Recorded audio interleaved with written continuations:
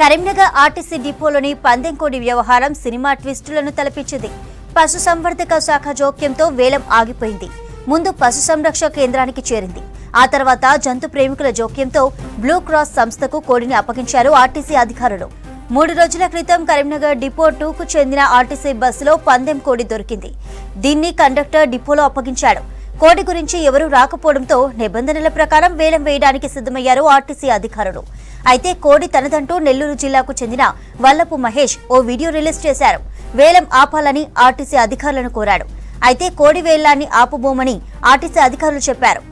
Loss of property కింద మర్చిపోయిన వస్తువుల గురించి సరైన ఆధారాలతో ఎవరూ రాకపోతే 24 గంటల తర్వాత వేలం వేస్తామని తెలిపారు.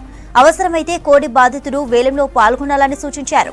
దీంతో వివిధ ప్రాంతాలకు దాదాపు 20 మంది వేలంలో పాల్గొనడానికి వచ్చారు. మధ్యాహ్నం 3 గంటలకు ఉన్న వేలం రద్దు చేసి ఏతున్నదో జంతు సంరక్షణ కేంద్రానికి ఏతున్నదో ఈ కోడిని మరి హ్యాండ్ ఓవర్ చేయడం జరుగుతుంది. నారాయణ గారికి మరి ఆథరైజేషన్ లెటర్ ద్వారా మరి ఇవ్వడం జరిగింది.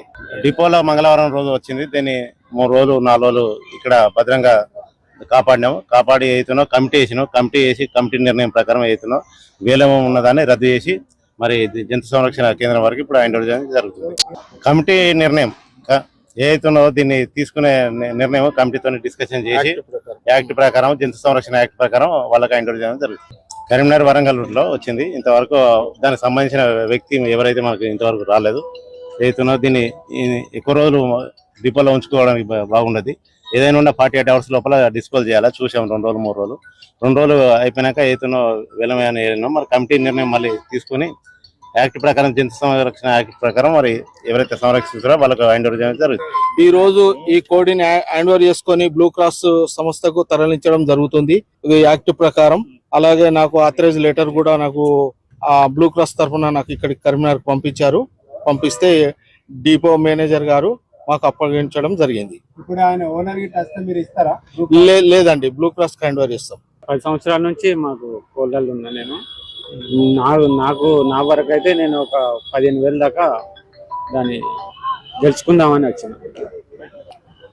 పందెం కోళ్ళు అనేది అది ఒక సరదా లాగా ఉంటుంది. అది అంటే దాని మీద డిఫరెంట్ కాకుండా ఒక సరదా, ఒక ఫ్యాషన్. సంక్రాంతికి మా వరకు నేను సంక్రాంతి వరకు నేను చార్జ్ చేసుకుంటాను.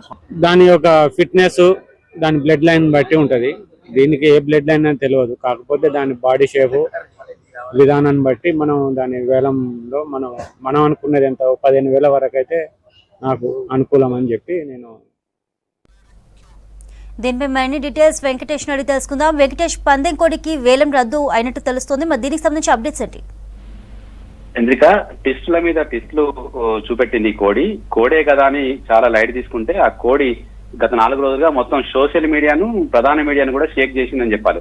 మనకు 9వ తారీఖు రోజు ఒక బస్సులో మర్చిపోయిన కోడి 4 రోజులుగా రకరకాల హైడ్రామాల మధ్య ఈ రోజు అది సురక్షితంగా హైదరాబాద్ బ్లూ క్రాస్ సంస్థ దగ్గరికి చేరిపోయింది.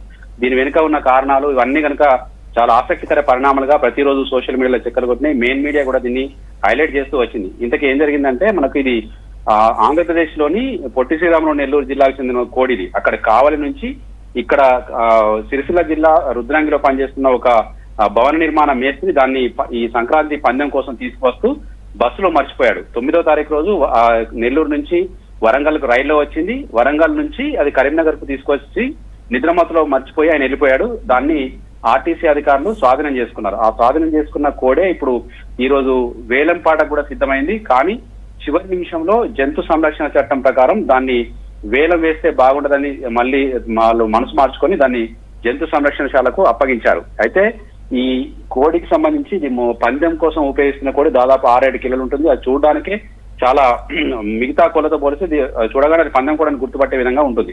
అది 9వ తారీఖు రోజు ఉదయం వరంగల్ నుంచి కరీంనగర్ కు వచ్చిన ఆర్టీసీ 2 డిపో బస్సులో మర్చిపోయిన ఆ బుట్ట కండక్టర్ చివరి నిమిషంలో ఎవరైతే లాస్ట్ బస్సు ట్రిప్ ఉంటుందో కండక్టర్ మొత్తం బస్సు సీట్లు అన్ని చెక్ చేస్తారు. సాధారణంగా ప్రతిరోజు జరిగే తంతిది. ఎవరైనా వస్తువులు కానీ ఏదైనా ఆర్టికల్స్ కానీ మర్చిపోతే ప్రతి డిపోలో ఒక సేఫ్టీ ప్లేస్ ఉంటుంది, అక్కడ భద్రపరుస్తారు. ఆ భద్రపరిచిన వస్తువుల్ని 48 గంటల వరకు వేచి చూసి ఎవరైనా ఆ వస్తువులకు సంబంధించిన వాళ్ళు వస్తే మళ్ళీ తిరిగి అప్పచెప్పడం, సరైన ఆధారాలు చూసి ఇచ్చేస్తా ఉంటారు. సాధారణంగా వస్తువులకు ఇట్లాంటి ప్రాసెస్ జరుగుతూ ఉంటుంది.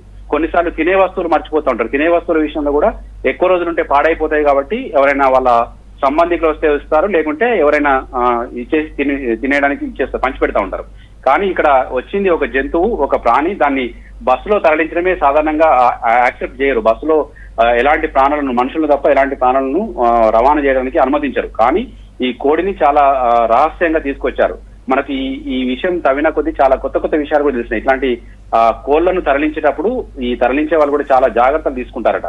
ఈ కోడికి అక్కడ నెల్లూరు నుంచి ఈ కరీంనగర్కి వచ్చే క్రమంలో దానికి కొంత మత్తు మందు ఇచ్చి ఆ బుట్టలో పడుకోబెడతారట. అది మత్తు మందు కొంత 2 రోజుల తర్వాత 3 రోజుల తర్వాత ఆ మత్తు మందు దిగిపోయిన తర్వాత కోడి మళ్ళీ యాక్టివ్ అవుతుంది. అట్లా మత్తులో ఉన్న కోడిని బుట్టలో పెట్టి జాగ్రత్తగా కుట్టేసి తీసుకొచ్చారు. ఇప్పుడు ఈ రోజు మనం విజువల్స్ తీసుకున్న ఆ బుట్టలోనే ఇక్కడ వీళ్ళకి దొరికింది.